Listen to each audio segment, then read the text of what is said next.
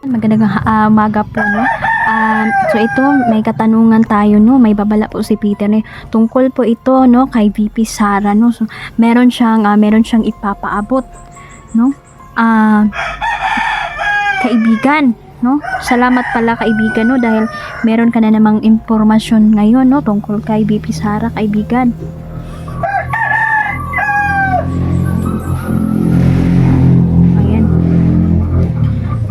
Sabi ni kaibigang Peter, no, na may babala po ang ating mga kaibigan, no, tungkol sa ating mahal na VP Sara, no, na sa ngayon daw, no, meron daw siyang tinatawag na kaibigan ngayon, no, at may pagtratraidor na gagawin ito sa kanya. Mag-ingat, sabi niya, mag-ingat dahil baka mahulog ito sa patibong. Hindi ibig sabihin, sabi ni kaibigang Peter, kung sino hindi na sila magsasabi kung sino ito, no?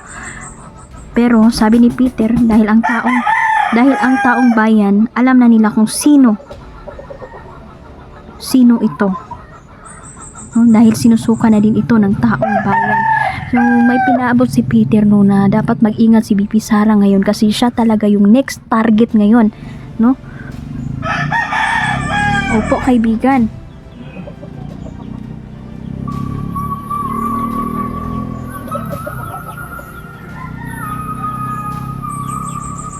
Okay. Sabi ni kaibigan na siya daw talaga ang isusunod, no? Kaya itong taong ito na nakapasok ngayon sa teritoryo ng mga Duterte, pinipilit talaga niya na mahulog sa bitag itong si VP Sara. Kaya nagpakitang gilas muna ito sa kanya. At sabi ni kaibigang Peter na hinihintay lang talaga ito, no, na makuha ang loob ni VP Sara. Pero nakaready na talaga ang pag-atake niya, no? Nakaready na ang pag-atake ng taong ito. Ako, delikado pala.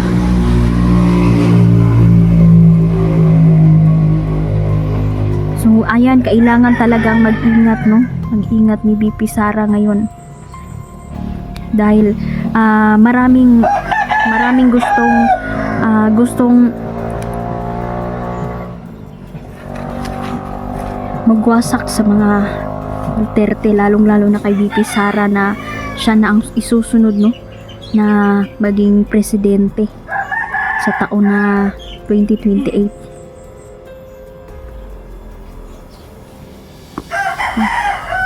Nakakabahala naman ito.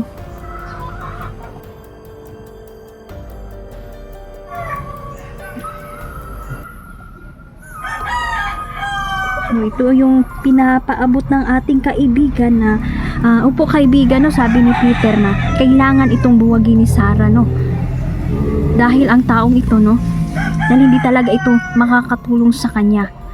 Nakikita nila na may pagtatraidor itong gagawin, sabi ng aking mga kaibigan.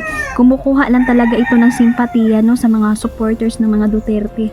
Tulad na lang, no, na ni BBM na hindi naman talaga mananalo si Marcos bilang isang presidente kung wala si VP Sara.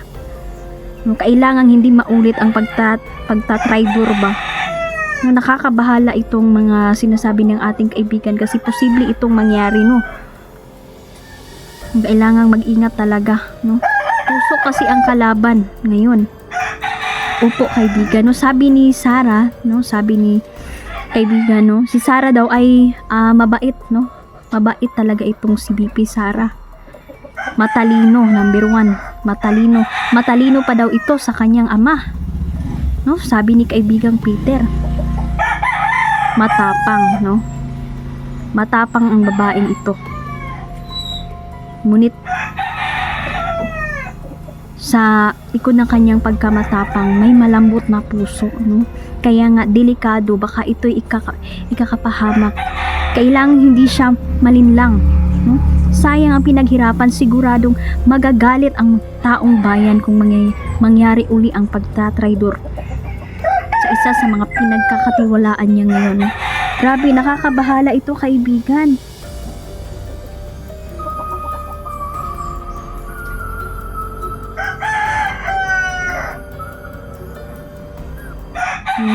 nakakabahala talaga ito, no? Kasi itong taong ito, gusto niya paikot-ikutin si VP Sara. Banta ito sa kanya, sabi ni kaibigang Peter. Dapat tapusin na itong mga kahangalan ng mga sakim. Talagang di pa talaga maganda ang kanyang hangarin, no?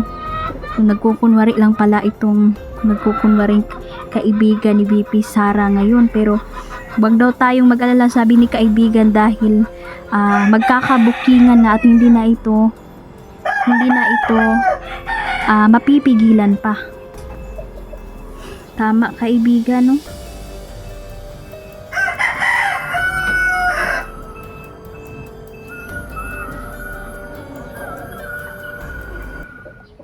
Ayan, no? Sabi ni kaibigan, tama po. Ang taas pa ng bilihin ngayon talaga. Ang taas pa din ng kaso ng mga krimen ngayon. Lalong-lalo na dumadami na ang nagdodroga. No, halos nagkakalat na ngayon. Kaya ang taong bayan, sila talaga ang mas makapangyarihan dito. Malaking tulong kasi ang sigaw ng taong bayan. Dahil sila ang nagluklok sa pwesto ng mga namumuno ngayon. May karapatan din ang taong bayan na pababain sila.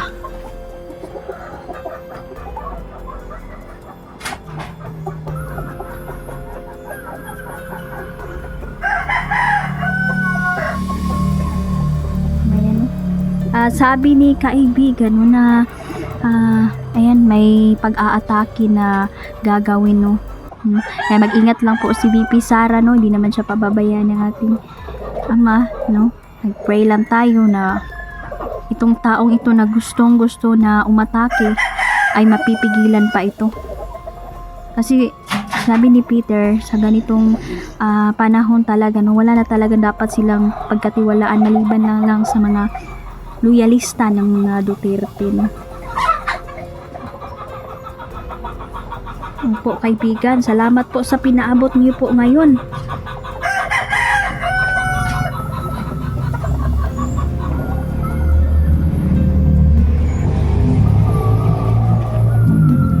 Opo.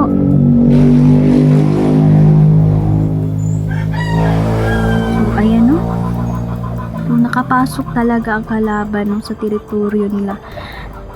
Patuloy pa rin na pinaikot-ikot hanggang mahulog na sa bitag at patalikod itong saksakin, no? Nako, ang sama naman nun. Kung sino man ito, napakasama niya talaga. Itong mga traitor sa kanya ay naghahanga din ito na maging siya ang susunod na presidente. Ay, hindi ito magwawagi, kaibigang Peter. No, hindi ito hahayaan na magwagi ito. Wala siyang ibang hinahangad kundi ang kapangyarihan. Hindi ito dapat magmugi. Dapat managot talaga, no? Managot talaga ang mga abusado sa taong bayan.